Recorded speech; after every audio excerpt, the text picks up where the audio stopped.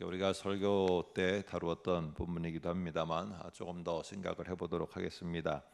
아수르가 침략을 해오면서 어려운 위기에 처하자 이 히스기야는 하나님 앞에 기도를 하게 되어집니다.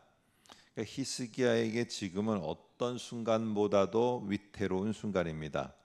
그런데 그 어떤 때보다도 사람은 그 위태롭게 되면은요, 자기의 힘으로 뭔가를 할 수 있을 때는 내가 이것을 해결하려고 하니까 하나님이 이 해결하려는 나를 도와주세요라고 이렇게 하게 되어집니다.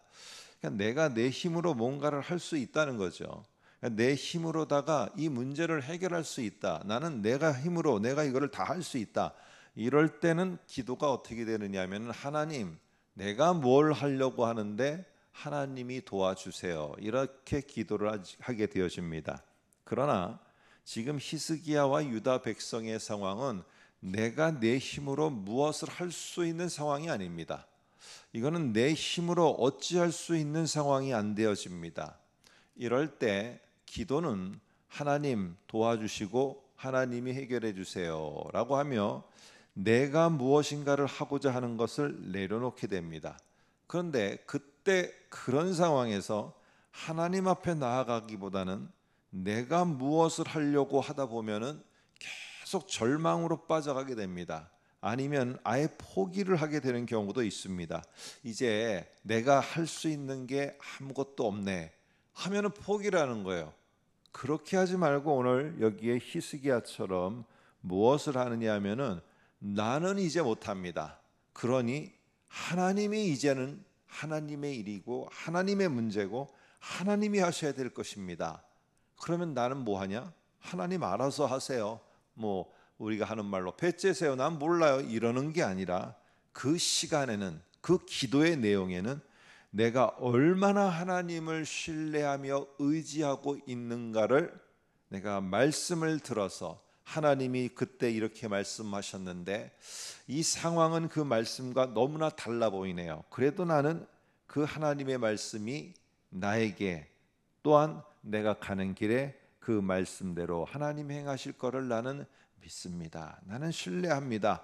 이렇게 그 말씀하셨던 걸 갖고 내가 하나님을 여전히 신뢰하고 있다는 거를 계속 보이는 거, 이게 내가 더 이상 할 수 없는 일 앞에서 하나님 앞에 보여야 될 나의 태도이고 나의 모습이고 기도의 내용입니다. 이게 절호의 찬스예요. 여러분 생각해 보세요. 여러분의 지금 모든 축복이라고 하는 태평성대를 누리고 있을 때 이렇게 하나님을 신뢰하고 있다는 것을 정말로 구구절절히 내가 간절함 가운데 외치겠습니까? 아닙니다. 그렇게 못합니다. 하나님 감사합니다 하고 끝날 뿐이지요. 그러나 오늘 히스기야는 이런 위태로운 상황에서 내가 할 수 있는 것은 없고 하나님이 문제이고 하나님이 하셔야 되며, 내가 할 수 있는 것은 어쨌든 하나님을 끝까지 그 말씀하신 것을 내가 신뢰하며 갑니다 하는, 이 신뢰한다는 것을 증명하는 시간으로다가 히스기야는 삼았습니다. 그럴 때 오늘 저와 여러분이 읽은 20절부터 이사야를 통해서 이제 하나님의 말씀이 들려지게 되어집니다. 그럴 때 히스기야가 할 행동은 하나님을 신뢰하는 것이었어요. 그러면 이제 하나님이 히스기야와 유다 백성, 당신의 백성을 하셔야 될 하나님의 일이 있는 것입니다. 하나님을 신뢰하는 일에 열심을 낼 당신의 백성 앞에, 그러니까 하나님을 신뢰한다는 걸 끝까지 보인 당신의 백성, 그 백성 앞에 하나님도 열심을 내서 반응을 해주십니다. 그 반응이 무엇이냐? 하나님이 내 백성이 저 어렵고 힘든 뭐 하는 거를 못한다고 나한테 맡기네. 왜 나한테 맡겨? 자기가 하지. 하나님은 절대 그러지 않습니다. 나를 신뢰해 주는구나. 그래서 그거를 나한테 맡기는구나. 그래, 나를 그렇게 신뢰해 주니 그 문제는 이제부터 내가 해결한다 하면서 오늘 나오는 내용이 하나님이 아수르에 대해서 어떻게 하시겠다라는 내용을 오늘 선포하게 되어지고 또 응답으로 주게 됩니다. 그래서 20절부터 24절까지는요 철저하게 이 재판석, 이 법정에서의 상황을 여기에 묘사를 합니다. 그래서 법정으로다가 누구를 끌어오느냐? 아수르를 끌어오는 이미지를 갖게 되어집니다. 그래서 고발을 합니다. 너는 이게 잘못했고 너는 이게 잘못했고, 이렇게 고발을 하고 그 고발한 내용에 근거해서 이제 25절에서 28절까지는 형을 내리게 됩니다. 너는 그래서 이렇게 될 거다라고 하며 이렇게 답을 하고 있습니다. 한번 어떻게 고발을 하는지, 법정에서 하는지 22절을 한번 보시겠습니다. 이렇게 말합니다. 네가 누구를 꾸짖었으며 비방하였느냐? 누구를 향하여 소리를 높였으며 눈을 높이 떴느냐? 이스라엘 거룩한 자에게 그리하였도다. 자, 22절에 보게 되면은 아수르 왕의 오만함을 지적하는데, 오늘 이스라엘, 특별히 유다 백성들을 향해서 하나님의 말을 듣지 말아라 뭐라고 하는 것, 결국에 그렇게 한 행동이 이 아수르 사람들이 볼 때는 그냥 내가 유다 백성들을 겁박해서 하는 걸로 보이지만, 실제로는 하나님의 말씀을 듣고 신뢰하는 그러한 하나님의 백성들을 흔들었고, 그거는 나에 대한 도전이었다. 내 말과 내가 말한 모든 것들과 내 자신을 갖다가 무시하고 내 자신의 도전을 해 라고 하면서, 이것이 오늘 하나님이 아수르를 법정에 세워서 또한 고발하는 내용입니다. 여러분, 우리도요, 이게 하나님의 말씀을 듣고 신뢰하고 그렇게 나가려고 하고 그렇게 말씀대로 하려고 하는데, 상당히 이 세상의 상황과 문제들은 참 그렇게 쉽게 우리가 믿고 생활하도록 하지를 못하는 것 같아요. 그러니까 내가 하나님을 믿습니다 라고 하면서 눈에 보이는 현실을 다시 마주하게 되면은 그 신뢰한다는 마음이 막 요동치고 흔들고, 그러면서 결국에는 하나님의 말씀을 신뢰함을 증명해 보이기보다는 결국에 내 방법을 또 찾으려고 합니다. 이렇게 만드는 세상의 상황과 이런 문제들을 하나님이 법정에 세우는 겁니다. 왜 내 백성을 갖다가 뒤흔들어서 나를 신뢰하고 나를 붙잡으려고 하는 거를, 그거를 포기하도록 너희들은 자꾸 이런 말 저런 말 그렇게 듣게 하고 마음을 갖다가 힘들게 하고 왜 그러느냐? 이게 너의 잘못이야 하면서 하나님은 그 문제거리를 법정에 세웁니다. 자, 그러면서 하는 말이 24절로 한번 넘어가 보면 이렇게 말합니다. 24절에 내가 땅을 파서 이방에, 내가라는 말은 여기에 아수르입니다. 아수르가 내가 땅을 파서 이방의 물을 마셨고 나의 발바닥으로 애굽의 모든 강들을 말렸노라 하였도다. 이게 무슨 말이냐면은, 지금 아수르가 이집트도 그리고 모든 열강도 그리고 속국들도 내가 다 거기에 땅을 발로 내가 밟고 물도 모든 강들도 내가 다 조정했다, 내가 움직였다, 이렇게 표현한 겁니다.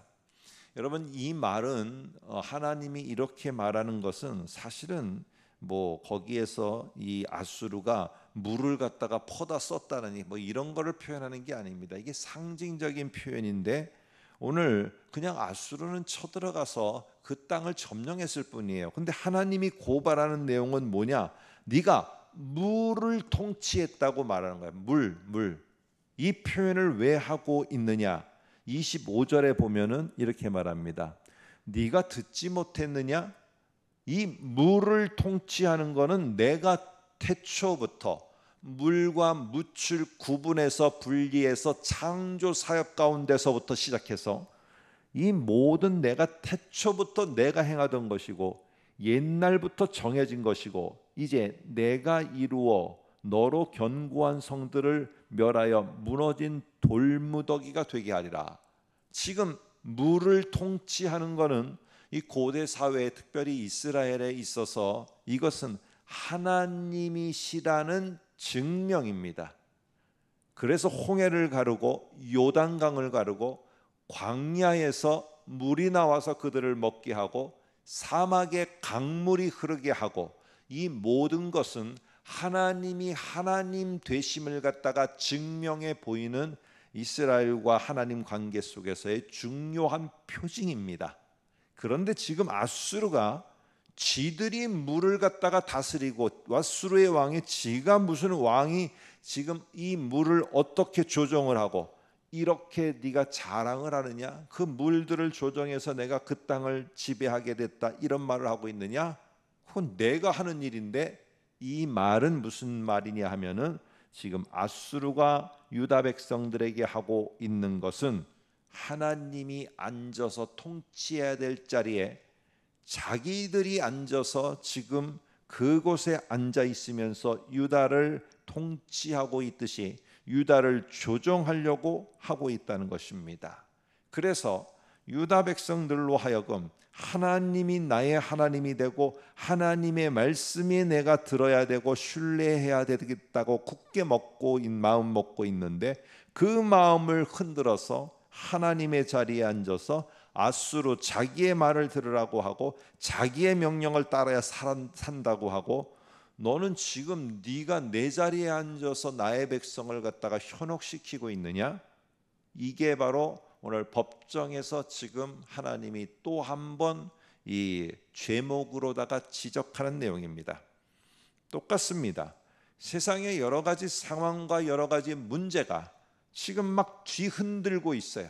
그래서 자기가 하나님의 자리에서 이 하나님의 백성인 우리를 갖다가 뒤흔들며 자기 소리를 들으라고 합니다. 여러 가지 SNS에 또 사람들의 소리에 그 소리를 듣고 따라야지만 내가 살 수 있다라고 계속 말하고 있습니다.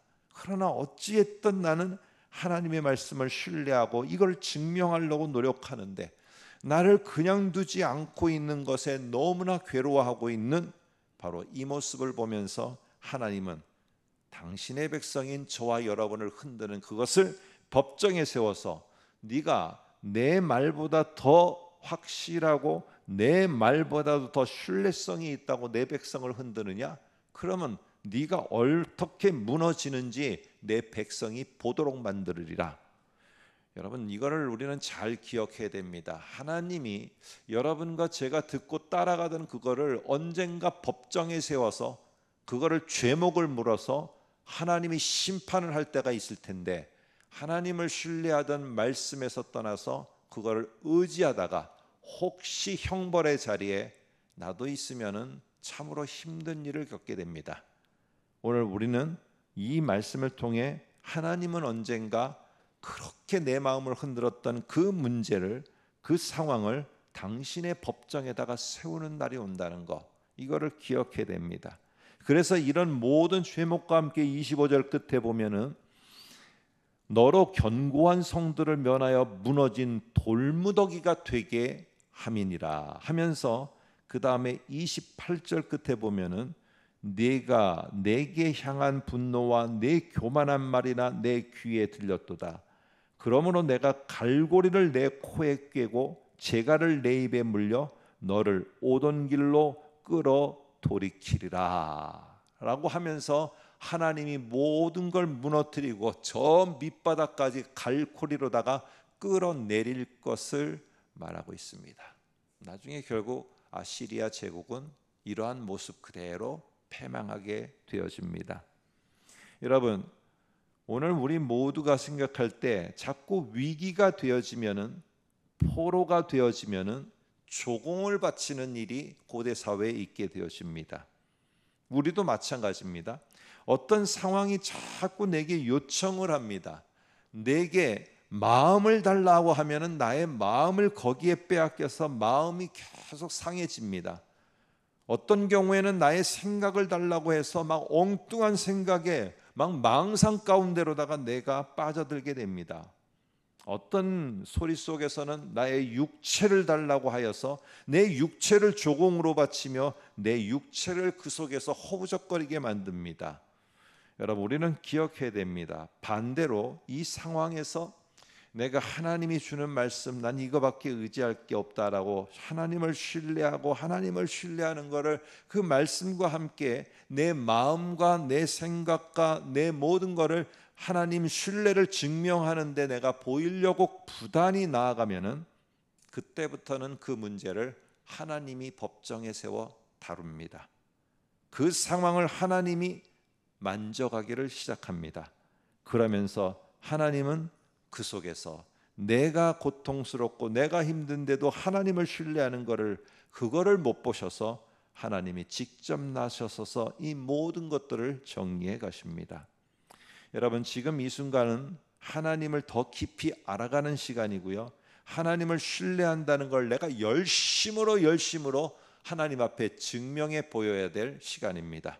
그럴 때 하나님도 오늘 특별히 하나님의 열심을 갖고 하나님이 하시고자 하는 그 뜻에 따라서 우리 모두에게 하나님이 간섭하시고 일하심으로 그 문제를 당신 앞에 세워 당신이 직접 해결해 나가실 것입니다. 아무쪼록 이것을 신뢰하며 우리가 어디에 열심을 내어야 될지 분별력 있게 이 한 달도 살아가실 수 있기를 주의 이름으로 부탁드립니다. 기도하겠습니다.